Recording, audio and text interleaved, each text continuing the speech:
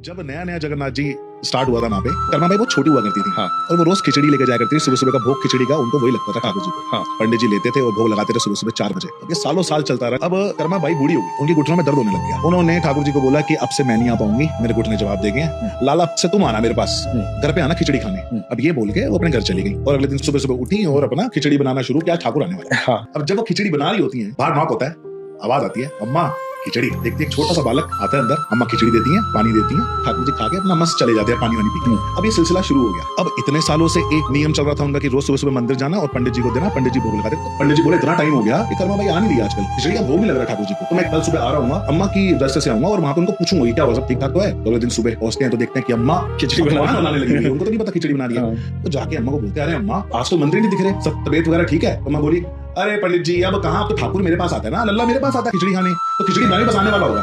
पंडित जी सोचते हैं, अरे यार अम्मा बुढ़ी आ गई, कुछ भी बोल रही है कि ठाकुर जी आ रहे हैं। अम्मा एक बात बताओ, आप तो नहाए धोए भी नहीं हो और खिचड़ी बना रहे हो, अरे पहले नहा धो लो। अब अम्मा जी के दिमाग में बात आ गई, हाँ नहाना तो चाहिए, तो ठीक है मैं कल से यही करूंगी। अगले दिन अम्मा उठी, अब अम्मा घुस गई सीधा नहाने, नहा धो के आई, इतने में पूजा करने लगी, पूजा खत्म हुई, इतने में आगे खिचड़ी बनाने लगी। जैसे खिचड़ी के लिए बर्तन रखा, इतने में नॉक हो गया, अम्मा खिचड़ी।